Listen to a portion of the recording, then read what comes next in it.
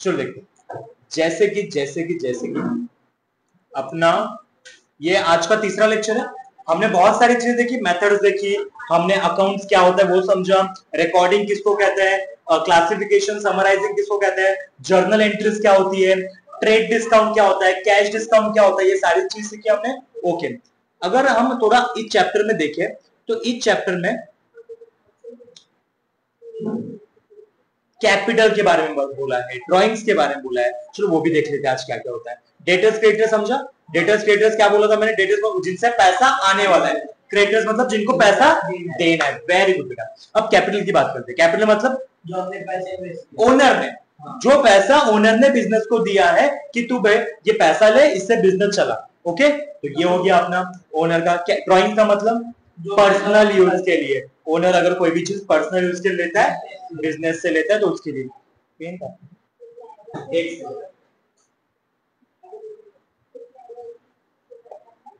जैसे कि मान लो ड्राइंग्स के बारे में अगर बताना है तो क्या हमारे पास मान लो अभिषेक सर, ये मैं हूं, ये हूं मैं, और ये है मेरी वाइफ। ये कौन है? मेरी वाइफ। ठीक है, अब हुआ क्या, मेरा बिजनेस है, मेरा है बिजनेस। अब मेरे बिजनेस में मैंने 1 लाख रुपए इन्वेस्ट किए थे। क्या किए थे? इन्वेस्ट किए। तो मैंने इन्वेस्ट किया था ना, बिजनेस भी मेरा है, सब कुछ मेरा है। मैंने बिजनेस को बोला 1 लाख रुपए तू रख, इससे बिजनेस चला, बराबर। अब हुआ ऐसा, मेरी वाइफ ने बोला कि मुझे ब्यूटी पार्लर जाना है। कहाँ जाना है? Beauty parlour. अब क्या ब्यूटी पार्लर का मतलब ये बिजनेस का कोई लेना देना है इसमें? बिजनेस का कोई भी लेना देना है नहीं है, लेक्चर में होगा। बिजनेस का कोई लेना देना है नहीं। अब इसको ब्यूटी पार्लर जाना है और इसका खर्चा आ रहा है 25,000। कितना आ रहा है खर्चा? 25,000। मेरे पास पैसा नहीं था, मैं भाग के गया बिजनेस के पास। बिजनेस को बोला मुझे 1 लाख रुपए जो मैंने दिए ना, उसमें से 25,000 मुझे वापस दे दो, ये मुझे पर्सनल यूज के लिए चाहिए। किसके लिए चाहिए? पर्सनल यूज के लिए। तो ये जो मैंने 25,000 निकाला, इस पैसे को बोला जाता है ड्रॉइंग्स। इस पैसे को क्या बोला जाएगा? ड्रॉइंग्स। हमेशा याद रखना, सूरज और कैपिटल में से हम ड्राइंग्स को माइनस करते हैं। हेलो, हाँ क्लास हो रही। कैपिटल में से ड्राइंग्स को माइनस करना, हमेशा याद रखना।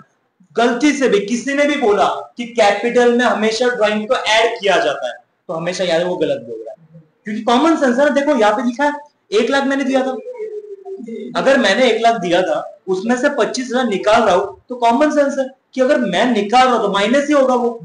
तो हमेशा याद रखना कैपिटल में से ड्राइंग्स माइनस होता है। आया समझ में? कैपिटल हो गया, ड्राइंग्स हो गया। बैड डेट समझ में आया? क्या था हमने कल बात की थी कि उनसे पैसा नहीं आने वाला। और क्या क्या है इसमें? डेफर्ड रेवेन्यू हो गया था, कैपिटल रेवेन्यू हो गया था, और अपना रेवेन्यू एक्सपेंडिचर सब कुछ देखा था हमने। आगे बात करते गुडविल। गुडविल सबसे इंपॉर्टेंट टॉपिक। गुडविल, गुडविल क्या होता है? Reputation of the business, reputation of the person.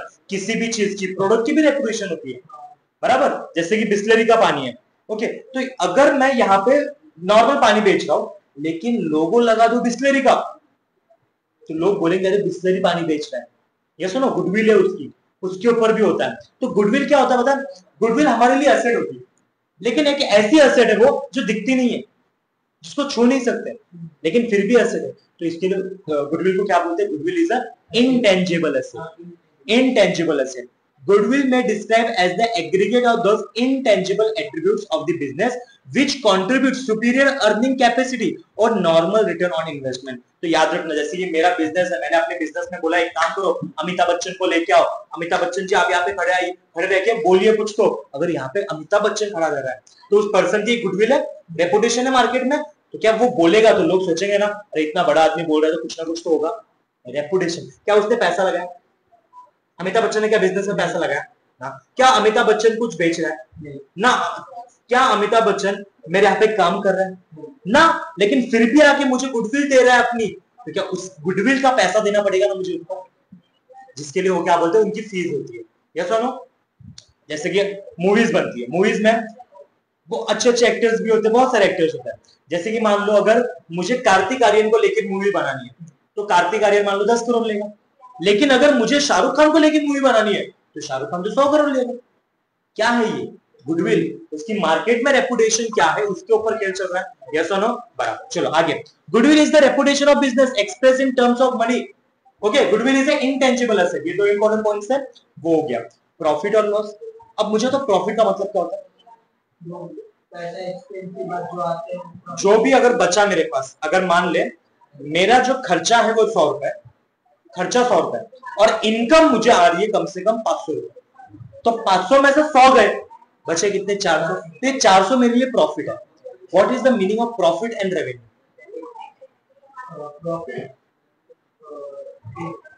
आपके पास 100 मतलब खर्चा, 500 मतलब इनकम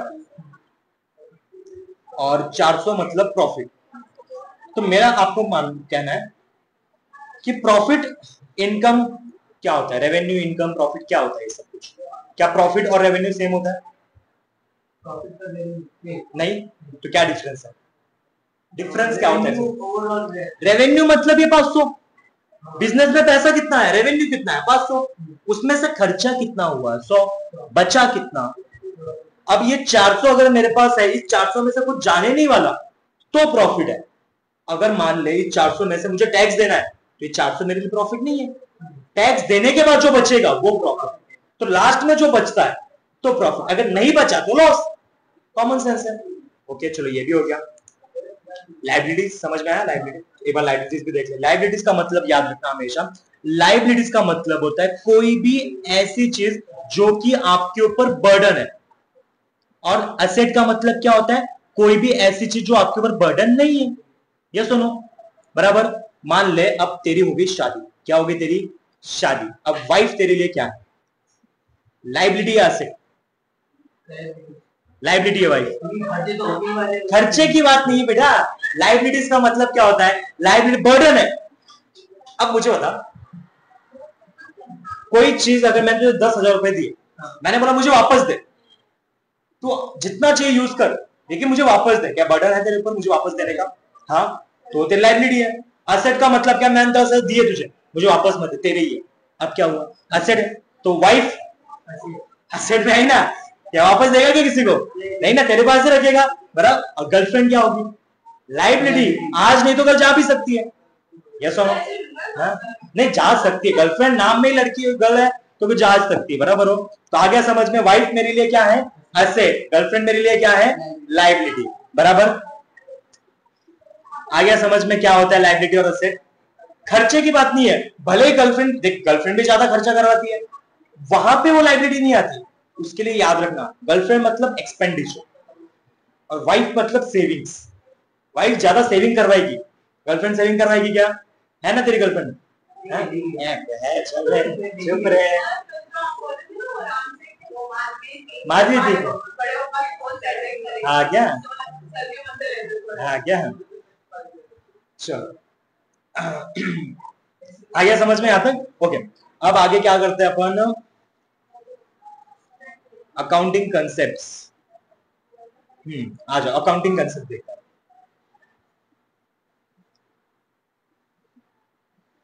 अकाउंटिंग कंसेप्ट के लिए मैं एक शॉर्ट फॉर्म देता हूं।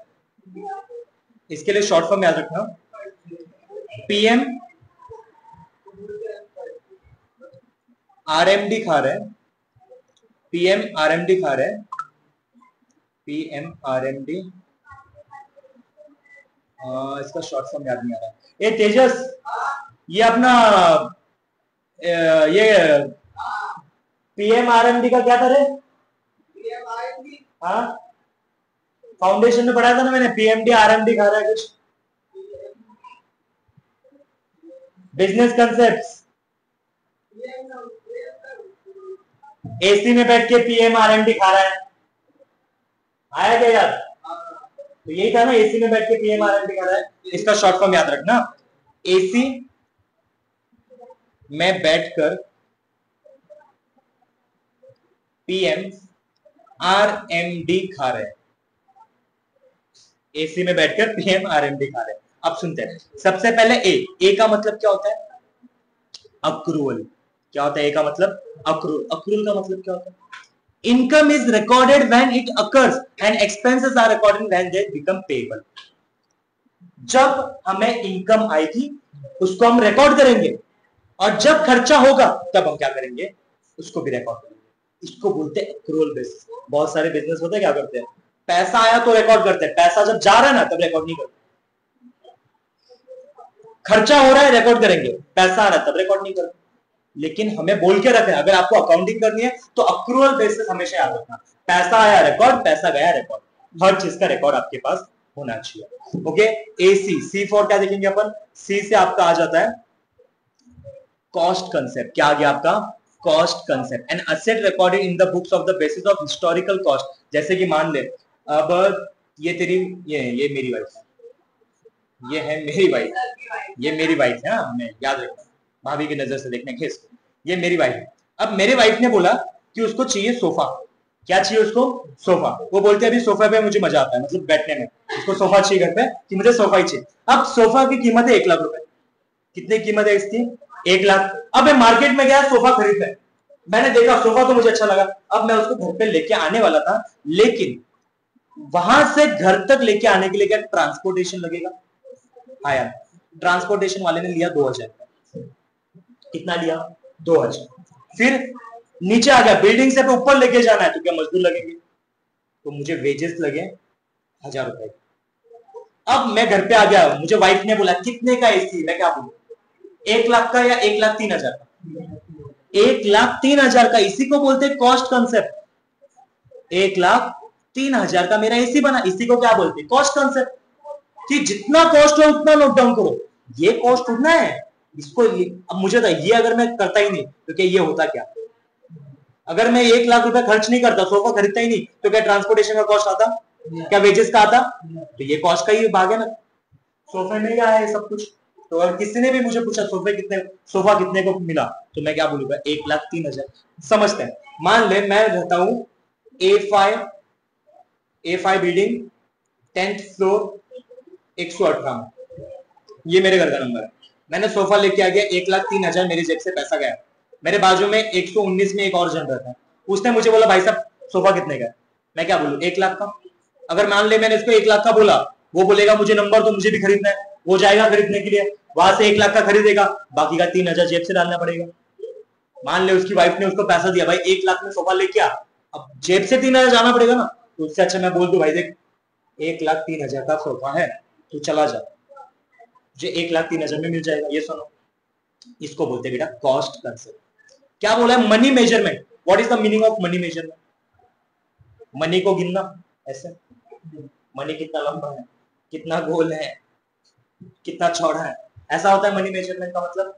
देखिए मनी मेजरमेंट पता नहीं तुझे? दीवार पे अपना सर ले, ये कर, सिखाया मतलब मनी मेजरमेंट पता नहीं? कब से सिखा रहा हूं मैं, बचपन से सिखा रहा हूं मेरे। मनी मेजरमेंट का कंसेप्ट होता है अकाउंट में उसी चीज को रिकॉर्ड करो जो मनी में है।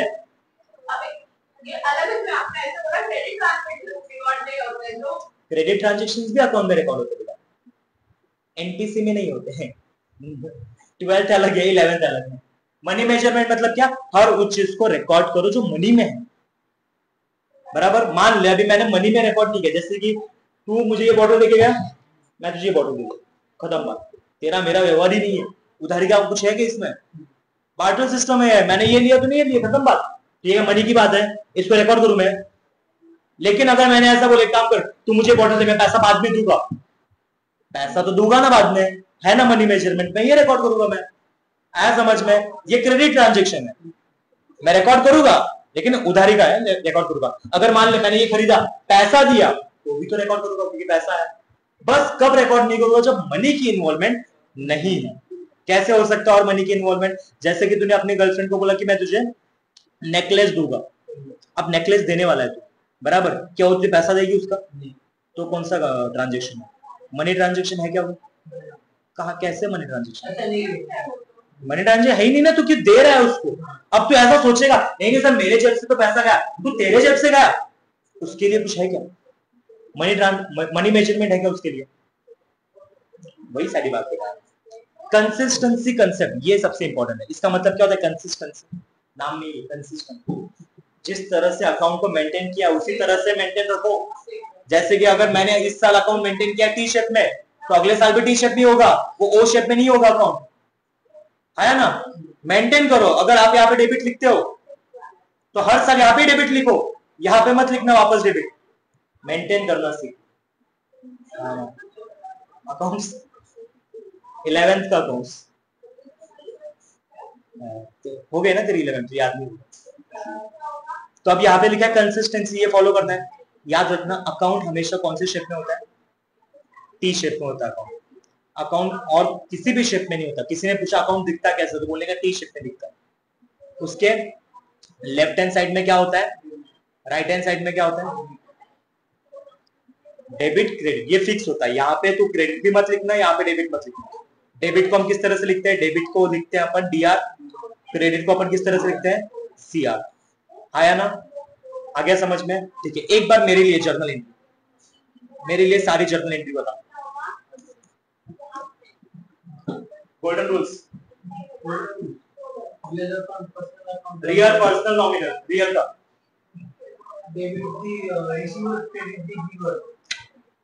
रियल का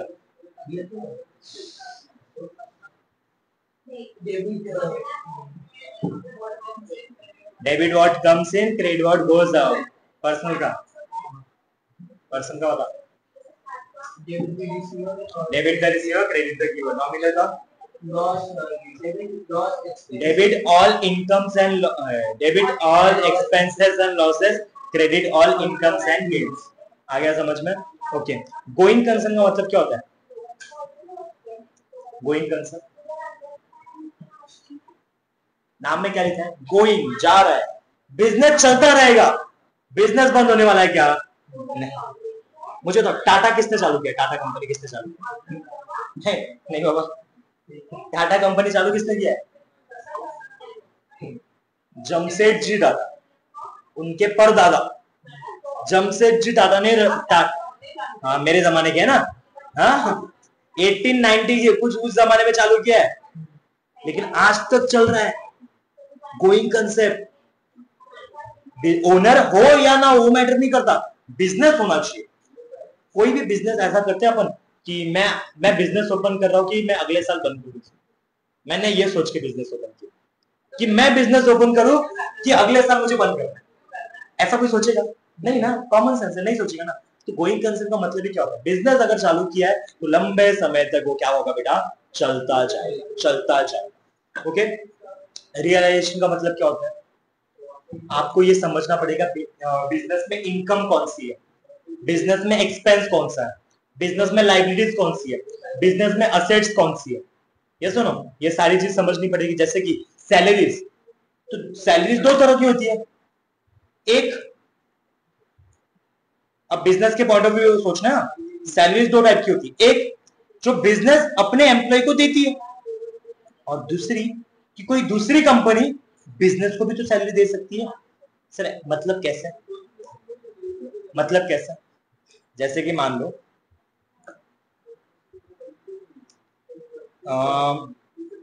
ये है तू, ये है तू, तेरा एक बिजनेस है ओयो का। किसका बिजनेस है तेरा?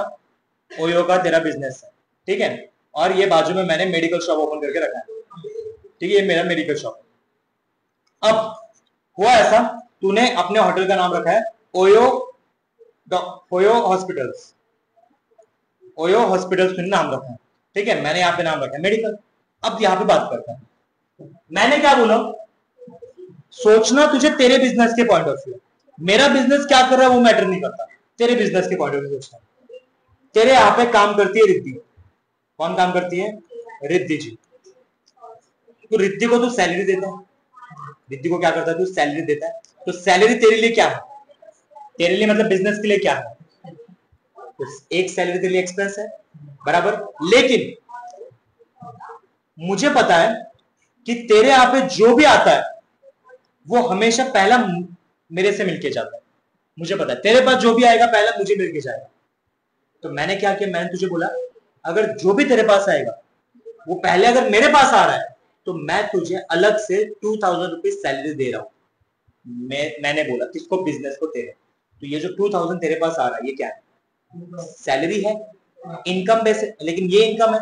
यहाँ पे क्या हो गया, तुझे रियलाइज समझ में आया कि तुझे पता होना चाहिए कि कौन सा तेरे लिए खर्चा है, कौन सा इनकम है। तो डेबिट में अगर कुछ भी लिखा होगा वो तेरे लिए खर्चा है, क्रेडिट में अगर कुछ भी लिखा होगा वो तेरे लिए इनकम। आ गया समझ में? अच्छी तरह समझ में आ गया, प्रॉपर समझ में आ गया। Very. Disclosure, what is the meaning of disclosure? सब कुछ दिखाओ, सब कुछ बिजनेस में जो जो है सबके सामने रखो। अगर बिजनेस में बेंचेस है, रखो सामने कि है बाबा बेंचेस। कैमरा खरीदा है, रखो सामने। कोई भी चीज मैं ऐसी खरीदू क्या जो मुझे छुपा के रखनी पड़े?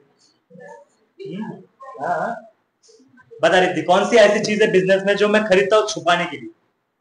तूने अभी कुछ तो बोला ना, बोल भाई, तू कौन सी ऐसी चीज खरीदता है तुझे छुपाने के लिए?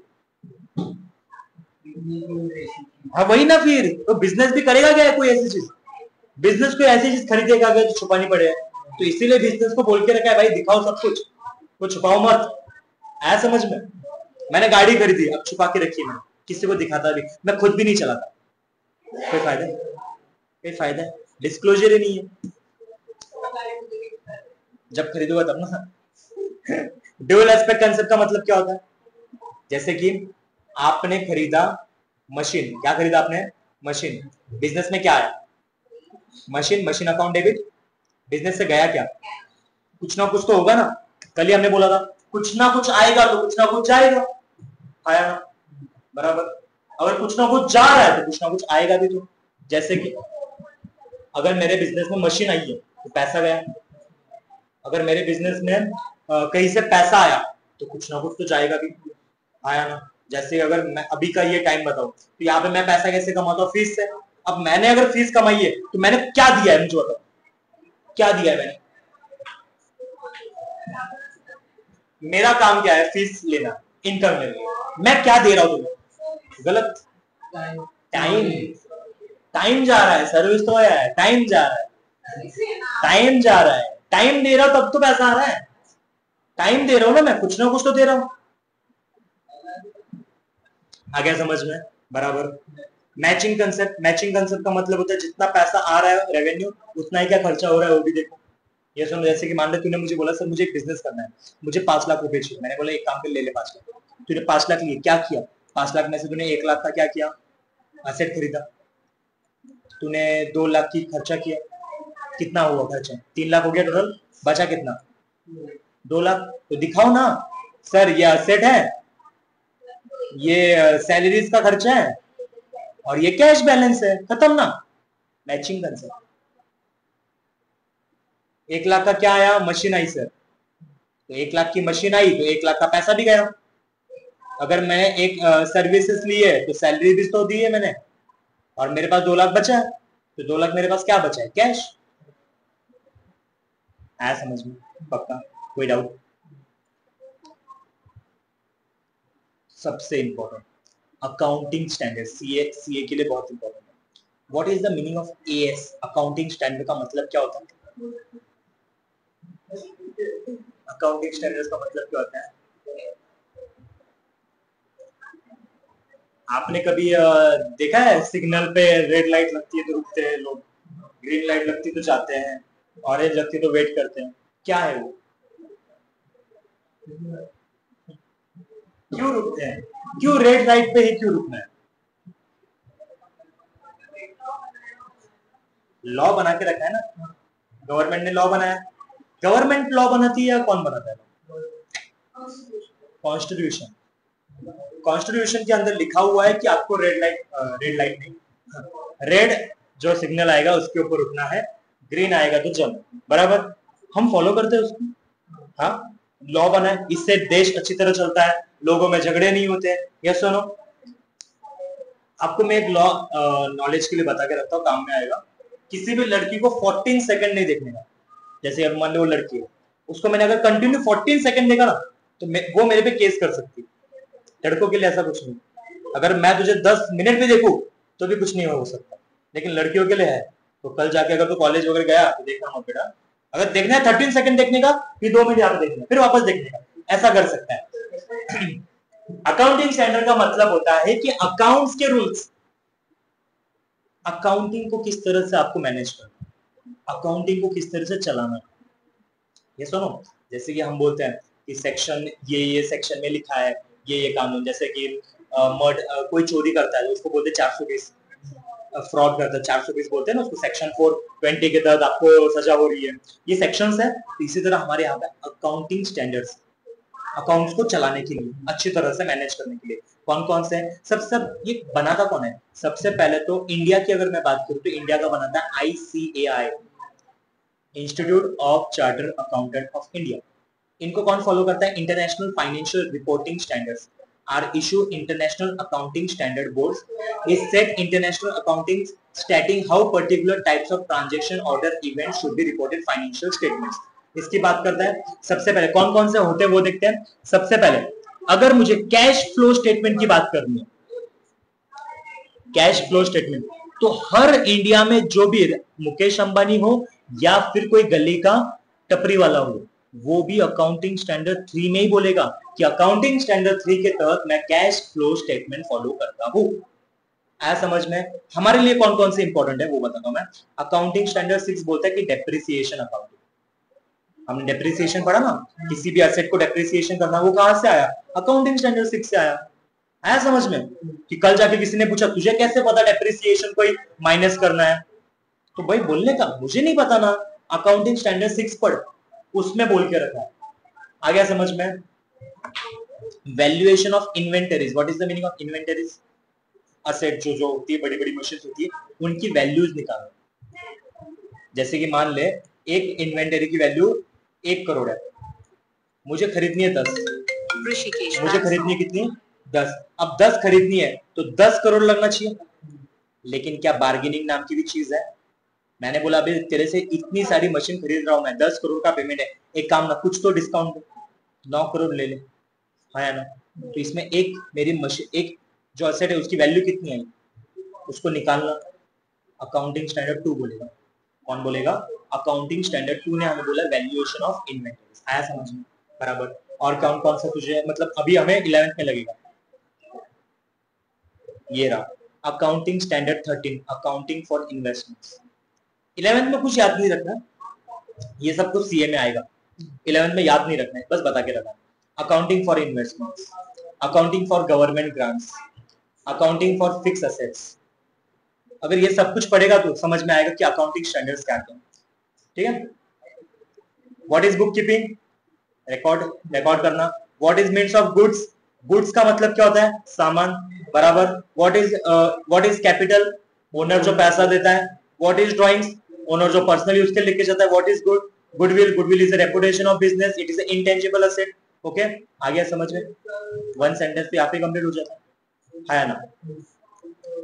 यहाँ पे recording of business transaction, book keeping, मतलब ये सब कुछ अगर तू इसको ध्यान से भी पढ़ेगा ना अपने आप सॉल्व हो जाएगा। सरप्लस ऑफ इनकम और एक्सपेंडिचर क्या होता है, सरप्लस का मतलब होता है कोई अगर नॉन प्रॉफिट ऑर्गेनाइजेशन है जो कि पैसों के लिए काम नहीं करती, सर्विसेज के लिए काम करती, तो प्रॉफिट वगैरह नहीं बोलती, वो बोलती है अगर उनको प्रॉफिट हुआ तो वो बोलेगी सरप्लस हुआ, अगर उनको लॉस हुआ तो वो बोलेगी डेफिसिट हुआ। तो यहाँ पे बोला है सरप्लस हुआ मतलब क्या, प्रॉफिट हुआ। In dash basis of accounting, actual cash receipt and actual cash payment are recorded। मैंने क्या बोला था, क्या अक्रूवल बेसिस में हमने बात की थी कि पैसा आए या पैसा चाहे तो हमें रिकॉर्ड करना पड़ेगा, यस और no. Dash is a reputation of business, आ गया समझ में, मतलब जो जो यहाँ पे दिया है क्या वही वही पढ़ के आया अपन, वही पढ़ा अभी हमने। इसी तरह से बेटा ये चैप्टर में आपको आता कुछ नहीं, बस ऑब्जेक्टिव आएंगे। मेन चालू होता है आपका ये वाला chapter, meaning and fundamentals of double entry, ये आपका सेकेंड चैप्टर चालू होता है। इसमें आपको प्रैक्टिकल्स है कि किस तरह से अकाउंट बनाना होता है, किस तरह से अकाउंटिंग सॉल्व करनी होती है। अभी तक तो बेसिक समझ में आ गया, क्या क्या जानने लायक क्या क्या था, book keeping, accountancy, capital, drawings, liability, assets, profit, loss, revenue, income, ये सारी चीजें, बराबर। गुडविल क्या होती है, यही सारी चीजें थी। पेमेंट कौन कौन से होते हैं, कैश मेथड होता है और क्रेडिट मेथड होता है, ये सारी चीजें थी। इसके अलावा तो अकाउंट के लिए अभी 11th के लिए कुछ है क्या, बराबर। ठीक, तो ये अपन कल से चालू करते हैं, meaning and fundamental of double entry book system. तो इसमें कल से नोटबुक चाहिए बेटा, नोटबुक लेके आना, scale pencil rubber eraser sharpener pen वो सारी चीजें लेके आना। अपन मिलते हैं कल।